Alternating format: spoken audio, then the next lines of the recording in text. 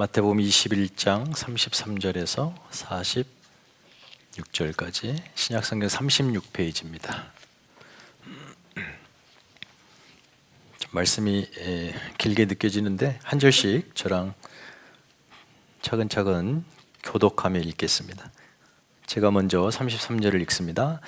다른 한 비유를 들으라. 한 집 주인이 포도원을 만들어 산 울타리로 두르고 거기에 집자는 틀을 만들고 망대를 짓고 농부들에게 새로 주고 타국에 갔더니 열매 거둘 때가 가까우매 그 열매를 받으려고 자기 종들을 농부에게 보내니 농부들이 종들을 잡아 하나는 심히 때리고 하나는 죽이고 하나는 돌로 쳤거늘 다시 다른 종들을 처음보다 많이 보내니 그들에게도 그렇게 하였는지라. 후에 자기 아들을 보내며 이르되 그들이 내 아들은 존대하리라 하였더니 농부들이 그 아들을 보고 서로 말하되 이는 상속자니 죽이고 그 유산을 차지하자 하고 이에 잡아 포도원 밖에 내쫓아 죽였느니라. 그러면 포도원 주인이 올 때에 그 농부는 어떻게 하겠느냐.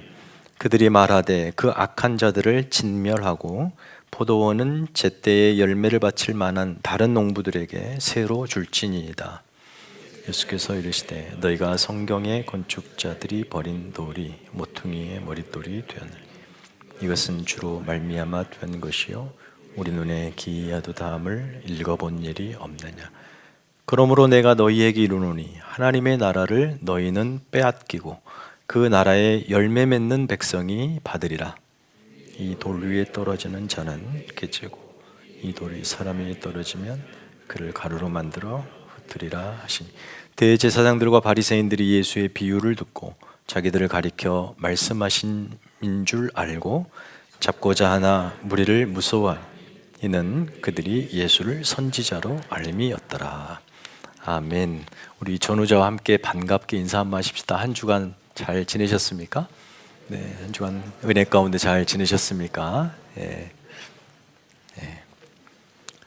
건강 조심하시고 저도 한 주 감기로 좀 고생을 했는데 목소리가 좀 이상하죠? 그래서 오늘은 외부에서 강사가 왔나 보다 그렇게 생각하시면 되겠습니다. 우리는 지난 시간에 예수님과 이 종교 지도자들이 이 권위라고 하는 문제를 두고 서로 충돌했던 본문을 시작하였고 이제 그 본문은 22장까지 쭉 흘러갈 것입니다. 그들이 예수님께 그렇게 물었죠. 당신 도대체 무슨 권위로 성전에서 그런 행패를 부립니까? 자신들의 권위는 하나님이 주셨다고 확신했던 사람들이죠. 그런데 예수의 권위는 자신들이 주지 않았거든요. 자신들과 무관한 권위이기 때문에 하나님으로부터 온 권위가 아니라고 전제하고 그렇게 몰아붙였던 거예요. 그래서 이 종교 지도자들은 자신들이 바로 이 하나님의 권위를 독점했습니다. 그리고 자기 마음껏 활용했고 심지어 자기가 누구에게 줄 수 있다라고 생각했어요. 그렇게 모든 이 유대교와 성전 전체를 자신들의 이 영역으로 주인 노릇을 하고 있었어요. 그렇게 이 권위에 대해서는 오만과 독선에 빠져 있었습니다. 예수님을 인정하지 않습니다. 예수님을 보내신 하나님을 인정하지 않은 거죠. 그래서 예수님께서 이 종교 지도자들에게 세 가지 비유를 주셨는데 지난주 본문에 하나 있고 오늘 하나 그리고 다음 주 본문 세 가지의 비유를 주시는데 모두 다 이 키워드는 권위입니다. 권위. 그래서 지난주와 마찬가지로 오늘 말씀에서도 하나님의 권위를 인정하는 것에 초점이 있습니다.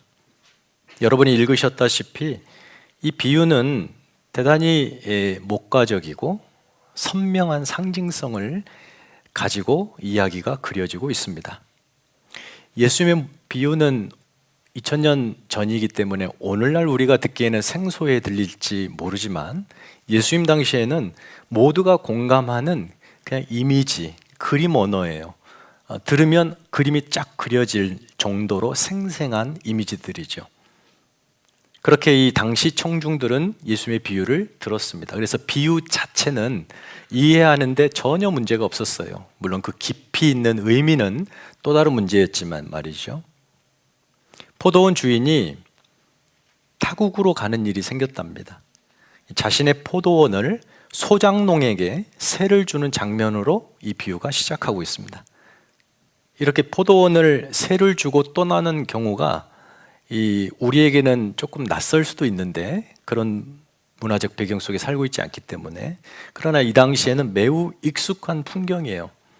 당시 로마가 이스라엘을 식민지 지배하고 있었으니까 아마도 이 포도원 주인이 로마인이라고 생각한다면 그가 잠시 포도밭을 사서 잘 가꾸다가 소장농에게 맡기고 자기는 본국으로 돌아간 어떤 그런 걸 연상할 수가 있었을 겁니다. 이 청중들은 주인과 소장농의 관계입니다. 주인과 소장농 이 두 사람, 두 입장이 파트너가 서로 선하고 좋은 사람들이면 전혀 문제가 없어요. 왜냐하면 소장농은 참으로 일하기 힘든데, 먹고 살기 힘든데 그렇게 포도원에 고용됐으니까 삶을 살아낼 수 있기 때문에 복된 거고 감사한 거고, 또 이 타국에 있는 주인은 믿고 맡길 수 있는 소장농이 있다는 것이 안심입니다. 서로 윈윈이에요. 서로 좋으면. 그런데 그런 관계는 많지 않습니다. 대개의 경우 둘 중에 하나 혹은 둘의 사이에 문제가 있습니다. 소위 이 당시에도 갑질이라는 게 횡행했어요. 자, 선한 소장농이 있습니다. 근데 이 포도원 주인이 악해요. 그럼 어떻게 되겠습니까?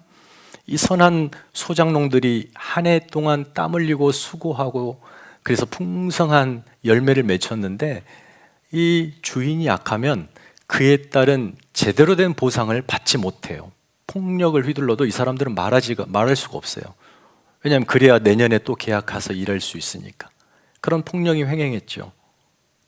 주인의 갑질의 피해는 고스란히 이 소장농들에게 가는 거예요. 그러니까 이런 일들이 비일비재해서 일꾼들이 서로 우리가 이렇게 당하고만 있으면 되지 않겠다라는 생각에 연합으로 움직임을 시작하죠. 그래서 이 소장농들이 연합을 만들어서 자기들은 머리를 쓰기 시작합니다. 어차피 주인이 가까이 있지도 않고 자기들이 열심히 일하고 열매를 따는 건 자기들이니까 수확량을 속이기도 하고 몰래 빼돌리기도 합니다. 악한 주인에게 그렇게 하는 게 당연하다고 생각했어요. 더욱더 그것을 아주 계략적으로 잘하죠. 자, 그런데 여러분, 선한 주인이 악한 소장농을 만나면 어떻게 될까요? 마땅히 받아야 될 한 해의 싹을 소장농들에게 못 받는 사태가 벌어져요. 오늘 비유는 바로 이 후자에 해당되겠습니다. 한 사람이 포도나무를 심었습니다. 울타리를 잘 둘러놓고 짐승이나 어떤 것들로부터 보호하기 위해서 망대까지 단단하게 세워놨어요. 어차피 여기서 풍성한 소출이 있을 거라는 기대감에 포도주 짜는 틀까지 마련해놨어요. 몇 년 동안 가꾸었습니다. 그래서 이제는 곧 올해부터 열매를 맺을 수 있을 만큼의 건강하고 아름다운 포도원이 됐습니다. 이 장면에서 이 주인의 신실함과 성실함이 돋보이죠. 자기 포도원을 얼마나 소중히 여기며 풍성한 소출을 기대하면서 만반의 준비를 갖추어서 일꾼들에게 위탁하는지. 그의 포도원은 건강하고 아름다웠습니다. 그 상태로, 그 아름다운 상태로 일꾼들에게 넘겨진 것이지 황량한 땅을 일꾼들을 고용해서 포도원을 만들어라가 아니었어요. 이 일꾼들에게 주어질 때부터 이미 이 포도원은 올해부터 수확을 예고하고 있는 아름답고 건강한 포도원이었어요. 이 포도원은 이제 이 일꾼들이 조금만 신경 쓰면 풍성한 열매를 맺는 좋은 포도원이다 이 말이에요. 추수 때가 됐습니다. 타국에 있는 주인이 자신의 종들 셋을 보내요. 뭘 하려고요? 당연히 마땅히 받아야 될 품삯을 받아오기 위해서. 대개 품삯은 열매로 이렇게 가져오잖아요. 그래서 이 종들이 가서 도착했는데 일꾼들이 한 사람은 때리고 한 사람은 죽이고 또 한 사람은 돌로 때립니다. 끔찍하죠. 분명히 보니까 이 일꾼들은 악한 일꾼들입니다. 정말 주인이 로마의 지주였다면 당장이라도 현재 주변에 로마 군인들이 있으니 군대를 동원해서 응당 이 악한 유대 일꾼들을 징벌해도 책임을 물어도 아무런 불법이 아닙니다. 당연한 일입니다. 하지만 웬일인지 이 주인이 참습니다. 참았다가 이제 더 많은 종을 보내요. 그런데 그들에게도 이 악한 농부들이 똑같이 폭력을 가합니다. 악질 농부들이죠. 근데 주인이 또다시 참습니다. 그리고 이제는 하나밖에 없는 자기 아들을 보내기로 해요. 참 인내심이 많은 주인이죠. 같은 이야기를 동일하게 다루는 마가복음을 보면은 이 아들을 특별히 이렇게 표현합니다. 사랑하는 아들이라고. 사랑하는 아들을 보냈대요. 하나밖에 없는 주인의 상속자인 주인이 가는 것이나 다름없는 아들을 보낸 거예요.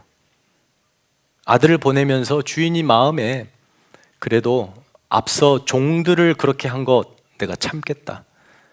내 아들을 보내면 저들이 이 아들만큼은 존대할 것이다 라고 하는 기대감이 있었습니다.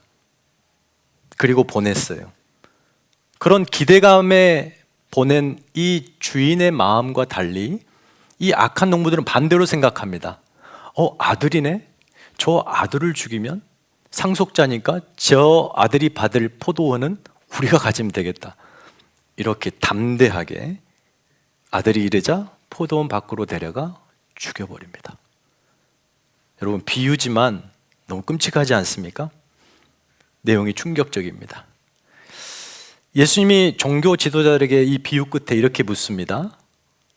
종들을 폭행하고 죽인 그 일꾼들을 주인이 와서 어떻게 하겠느냐? 그러자 종교 지도자들이 당연하듯 대답합니다. 그 악한 농부는 진멸하고 선한 농부에게 포도원을 맡길 겁니다. 당연하죠. 그런데 이렇게 말하면서 이 사람들은 비유 내용을 들었고 알았고 응당 그 악한 농부들은 심판을 당해야 될 것으로 동의했습니다. 그런데 문제는 이 대목에서 이 종교 지도자들은 그 악한 농부들이 자기라고 생각하지는 절대 않습니다. 왜냐하면 자기들은 기득권자들이거든요. 여기 비유에서 자기들 한다면 포도원 주인 정도로 이해할 거예요. 당연히 악한 것들은 진멸해야 된다 이렇게 생각했을 거예요. 그래서 예수님이 중요한 말씀을 하시죠. 시편 118편을 인용해서 건축자가 버린 돌이 모퉁이의 머릿돌이 된다. 새로운 이미지가 더해지는 것 같은데 이것은 비유를 더 풍성하고 선명하게 해주는 장치입니다. 일꾼들이 아들을 죽이듯 건축자가 그 돌을 버리듯 그것이 건물의 가장 중요한 머릿돌이 된다고.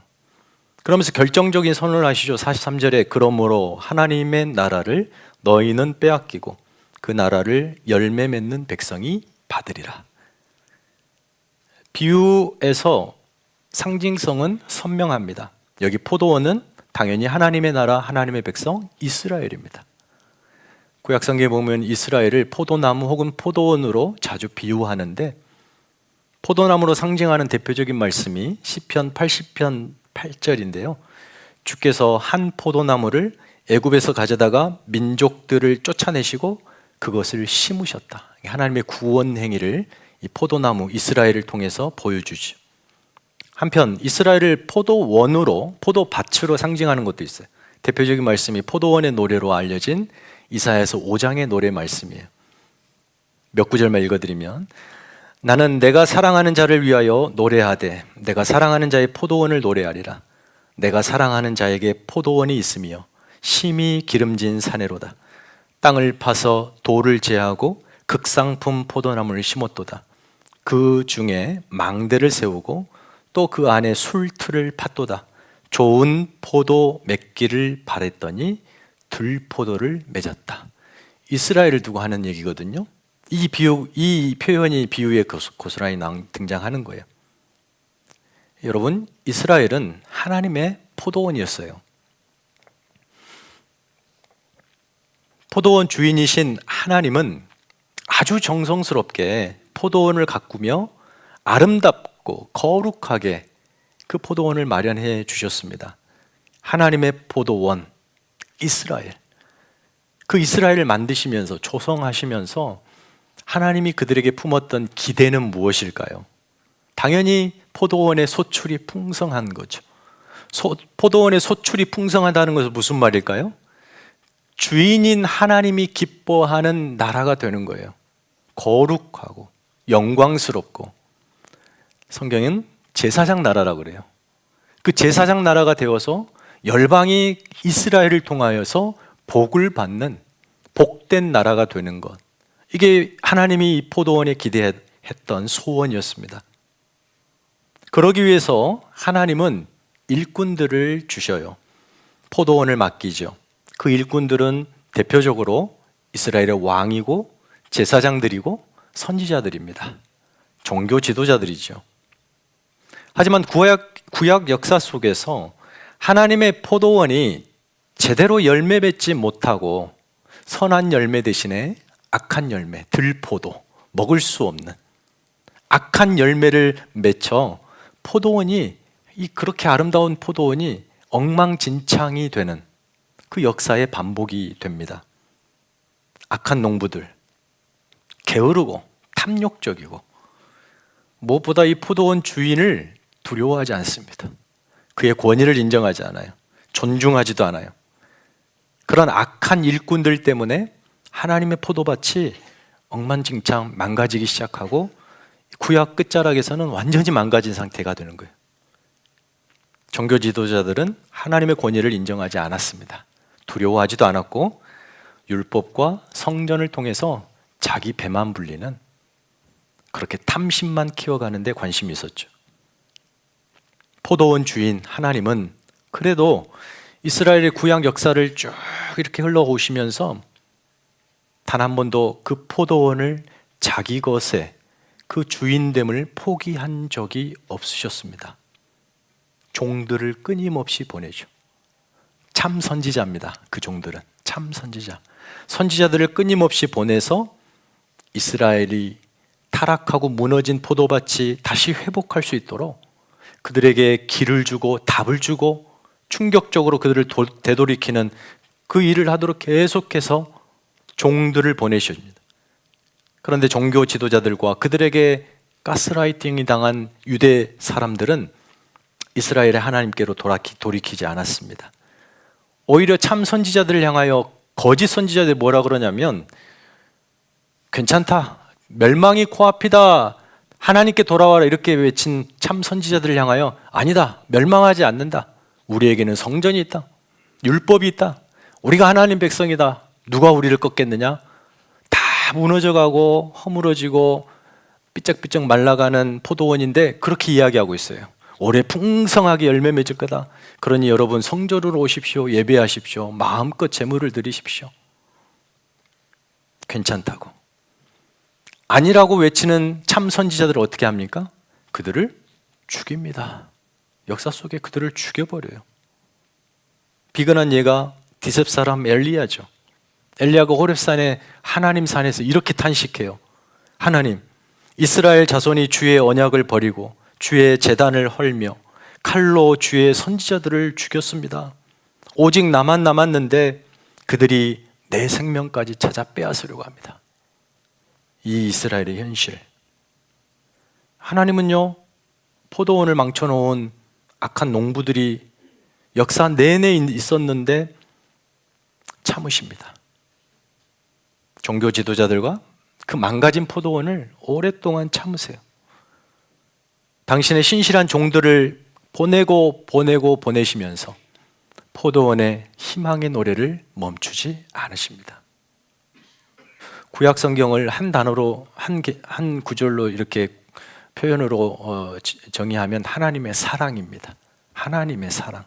근데 좀 더 수식어 하나만 더 보태자면 하나님의 오래 참으시는 사랑입니다. 마침내 주인이 마지막 결단을 내리십니다.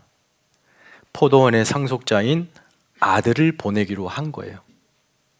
그런데 그 아들까지 죽이는. 그러니까 이 예수님이 지금 이 말씀하실 때에는 자기 운명을 내다보시면서 말씀하시는 겁니다. 예수님은 자신이 하나님의 포도원 이스라엘로 보냄받은 하나님의 아들이라는 사실을 계속 말씀하고 계시잖아요. 그러므로 예수님의 권위는 하나님의 권위죠. 그래서 응당 이 농부들, 악한 농부들, 종교 지도자들은 주인의 아들의 권위에 복종해야만 했어요. 그동안의 잘못을 뉘우치고 하나님이 보내신 종들을 죽인 것 잘못했습니다 누이치고 심판을 면해야 됐습니다. 아들을 받음으로.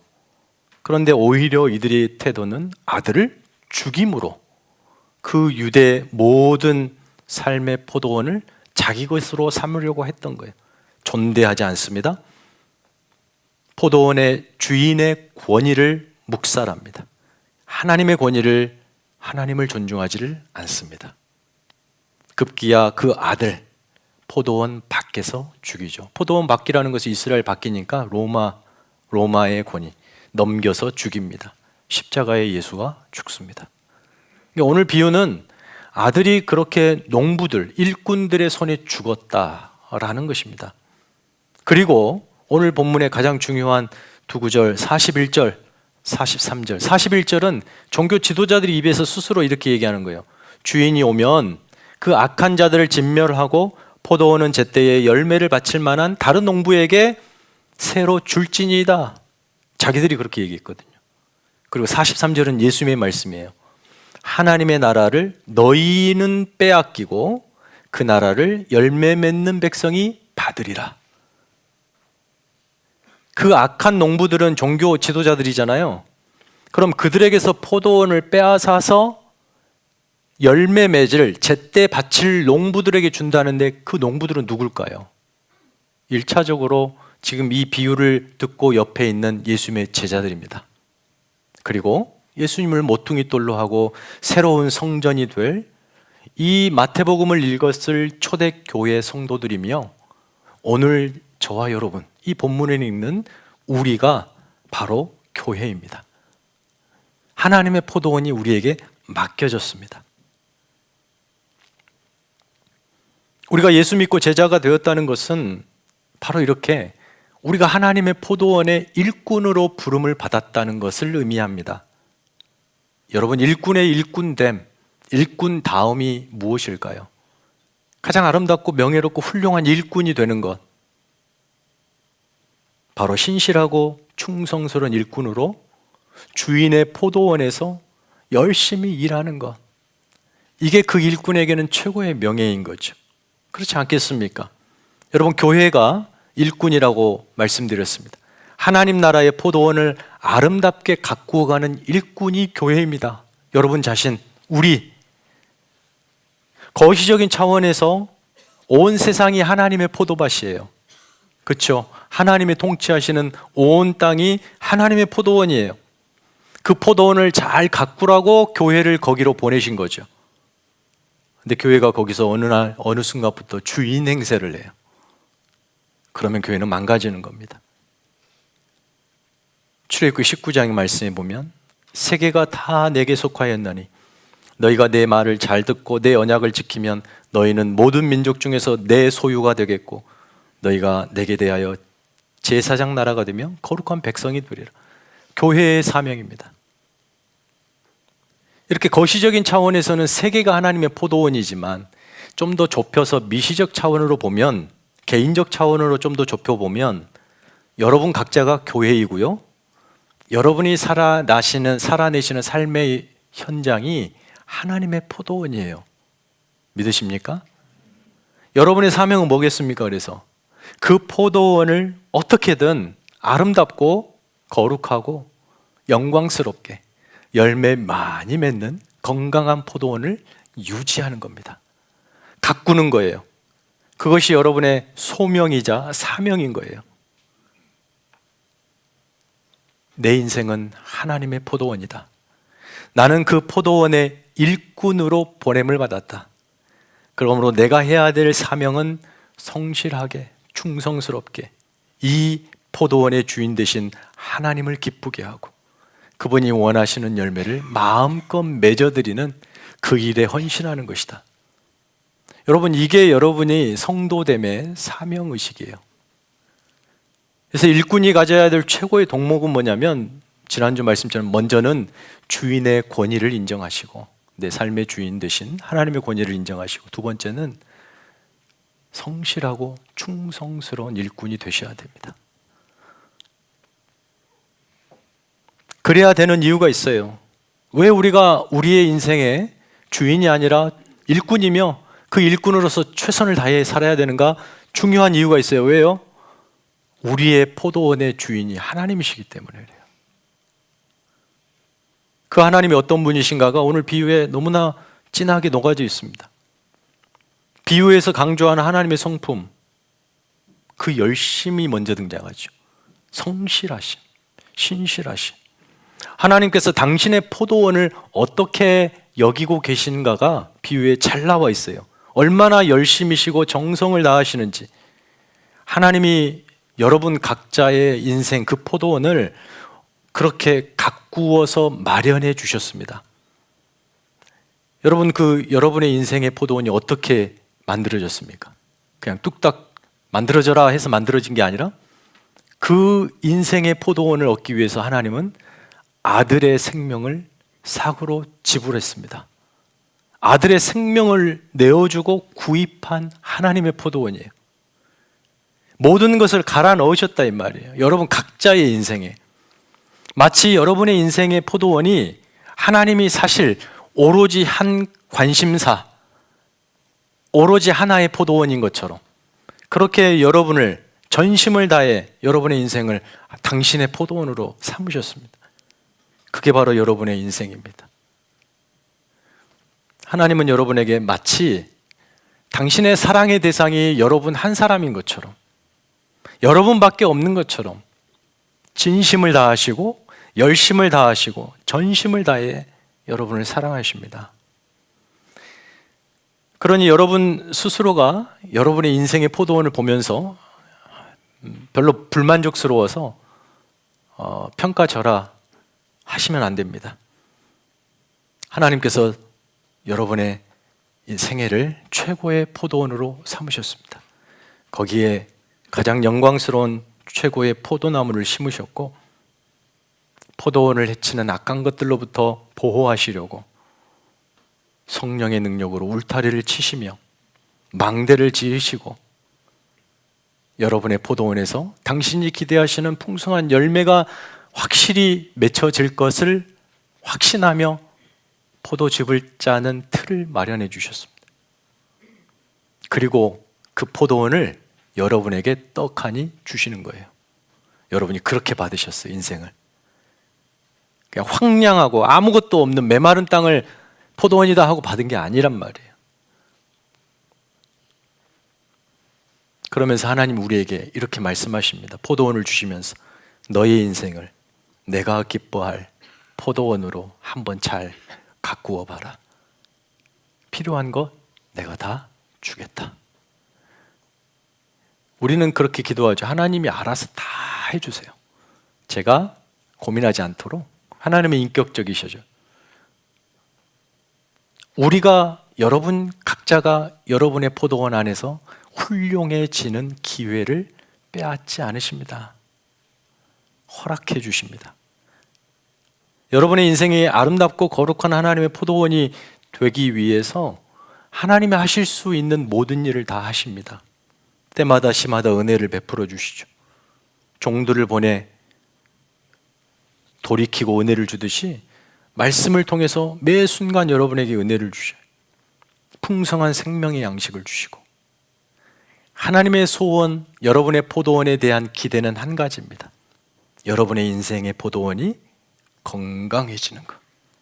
거기서 하나님이 기뻐하시는 착하고 선하고 아름다운 열매를 마음껏 맺혀지는 것. 여러분의 인생이 아름다운 포도원이 되는 것입니다.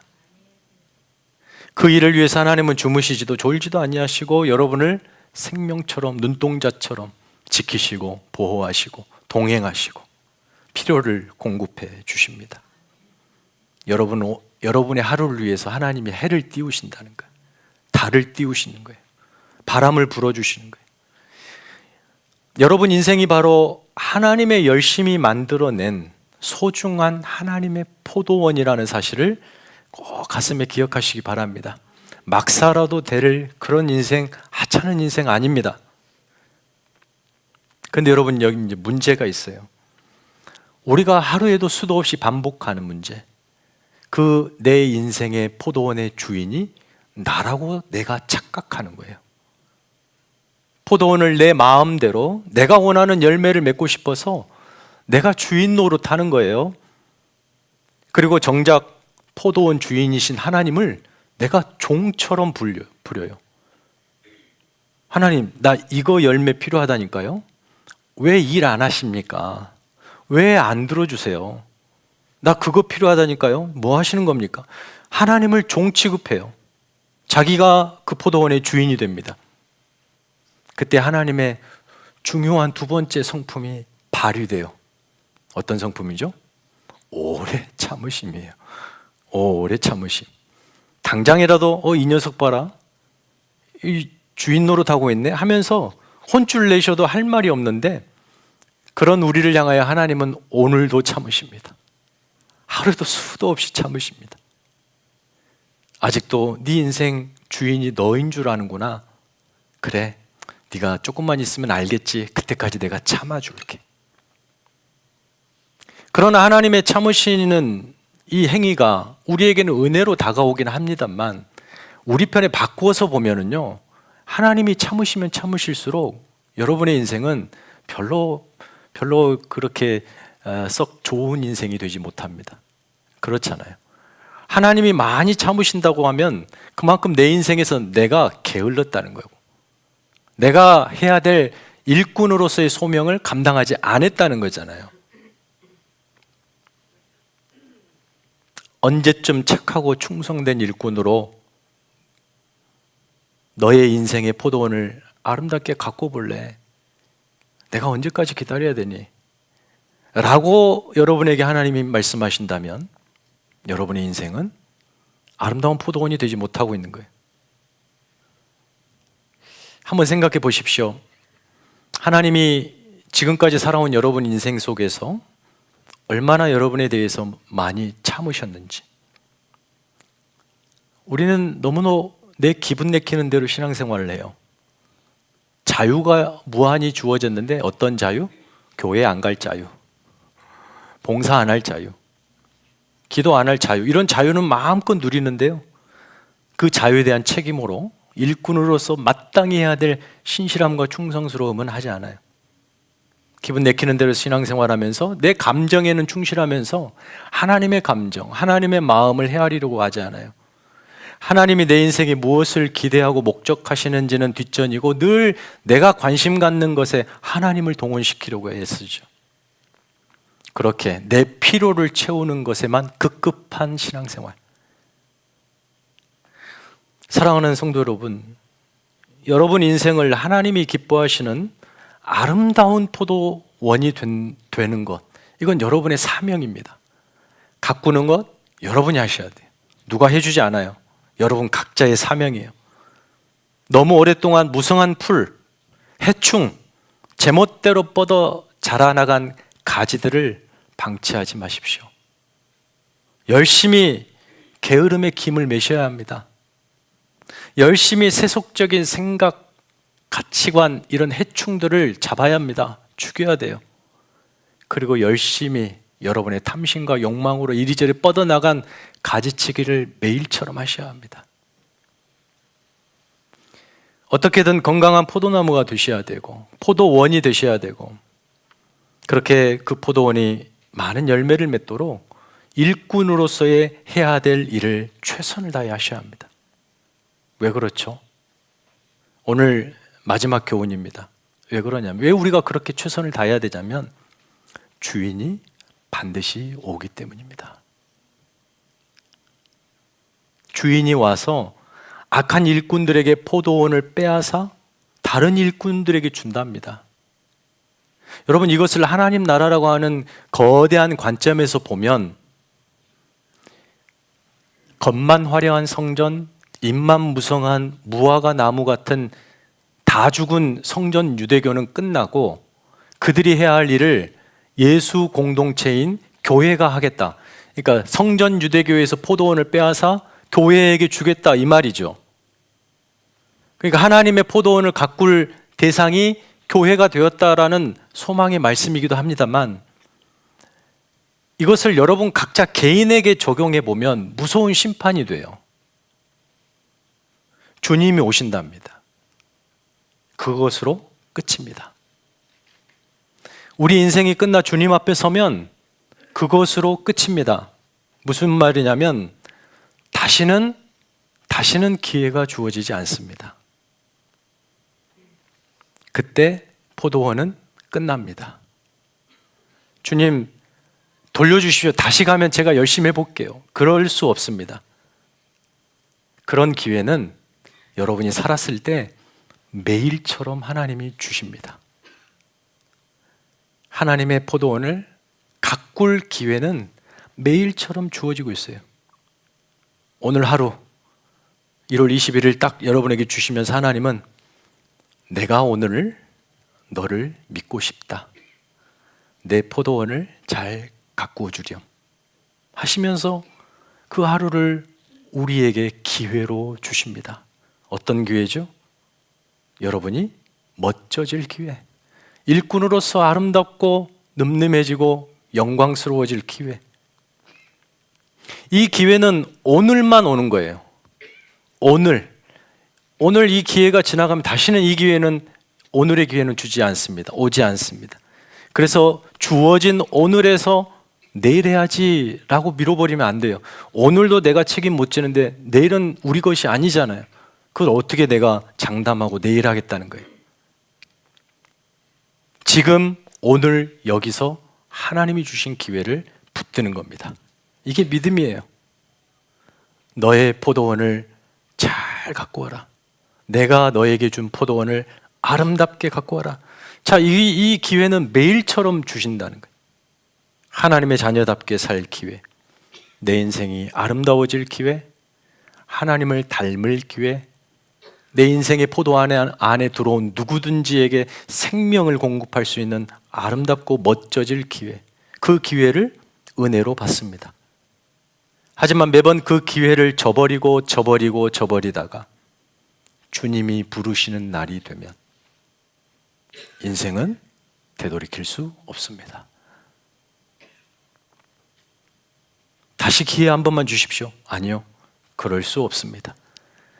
그때 하나님 앞에 여러분이 관리한 하나님의 포도원, 여러분 인생을 보여드릴 겁니다. 하나님, 여기 있습니다. 하나님의 포도원, 저에게 주신, 관리하라고 주신 포도원. 근데 그 포도원이 내어드릴 열매 하나도 없고 잡초만 무성히 자라있고 온갖 병충해 나무는 병들어 있고 잎만 그나마 앙상하게, 잎만 많지만 열매 하나 없고 조그마한 열매들이 맺히긴 했는데 도저히 먹을 수 없는 들포도고. 여러분, 그렇다고 생각해봐요. 하나님 앞에 갔을 때 수치죠. 절망입니다. 후회죠. 그러나 거기서는 되돌이킬 수가 없습니다. 부끄러움 뿐입니다. 포도원의 주인 되신 하나님이 열매를 요구하니라고 뒤적뒤적 찾으시는데 하나도 없습니다. 하나님의 포도원을 위해 열심히 수고하고 땀 흘리시는 여러분 되기를 바랍니다. 여러분의 인생, 어떤 것들이죠? 물질, 시간, 건강, 재능, 그 모든 영역이 하나님의 포도밭들이에요. 포도원들이에요. 그 중에 가장 여러분이 주인 행세를 많이 하는 포도밭들이 있죠. 포도밭의 영역이 있습니다. 그 중 하나가 물질에 대해서 여러분 주인 행세하죠. 또 하나는 자식, 내가 낳았다고 내가 주인 행세를 해요. 이런 곳들에서 주인됨을 포기하는 게 참 쉽지는 않습니다. 그러나 그 영역에서 여러분이 청지기로서, 일꾼으로서 성실하고 충성스럽고 거룩해야 합니다. 물질 사용에 그렇게 하셔야 되고 자녀 양육에 특별히 그렇게 하셔야 합니다. 최선을 다해서 하나님의 포도원을 가꾸셔야 합니다. 모든 영역에서 말이죠. 충성스러운 일꾼으로 그 포도원에 하나님이 기뻐하시는 열매가 가득하도록 그렇게 하나님 앞에 나중에 서시는 저 여러분 되기를 축원합니다. 사랑하는 성도님, 이 시간에 함께 여러분의 목소리로 하나님 앞에 기도하실 때에 먼저 이렇게 여러분이 고백하셨으면 좋겠습니다. 하나님, 내 인생은 하나님의 포도원입니다. 나는 그 포도원의 일꾼입니다. 일꾼으로서 하나님의 포도원을 섬길 수 있는 인생이라고 하는 시간은 우리 모두에게 제한되어 있습니다. 천년만년 살지 않습니다. 아주 짧게 그동안 살아온 날을 반복할 수 없으니 이제 남은 생에 그것이 전부입니다. 그러나 하나님은 매일매일 우리 삶에 들어오셔서 우리가 그 포도원을 아름답게 갖고 올 수 있는 기회를 허락하십니다. 여러분의 삶이 인생의 포도원이 그 하나님의 은혜로 풍성하고 아름다워지기를 소망합니다. 그렇게 하나님의 일꾼된 자로서 성실하고 충성스럽고 거룩하게 하나님이 기뻐하시는 많은 열매를 맺어드리는 거룩하고 아름다운 포도원이 되게 해주십시오. 이렇게 함께 기도하겠습니다. 하나님 아버지, 우리의 생애를 하나님의 영광스러운 포도원으로 삼으셨습니다. 그렇게 우리에게 주셨습니다. 하나님이 인생의 포도원 안에 일꾼으로 우리가 서 있습니다. 하나님의 허락하신 내 삶의 영역이 하나님의 성품이 깃들고 영광이 깃들고 놀라운 하나님의 나라가 임하는 그런 아름다운 포도원이 되게 하여 주시옵소서. 저희들은 일꾼입니다. 일꾼으로서의 사명을 잘 감당케 하여 주시옵소서. 내 것이라고 주장했던 거 다 내려놓게 하시고 시간, 물질, 건강, 재능, 사랑하는 우리의 자녀들의 삶까지 하나님 모든 것이 하나님이 허락하신 하나님의 포도원입니다. 성실하고 충성스럽게 거룩하게 이 모든 포도원을 아름답게 가꾸는 저희들 되게 하여 주시옵소서.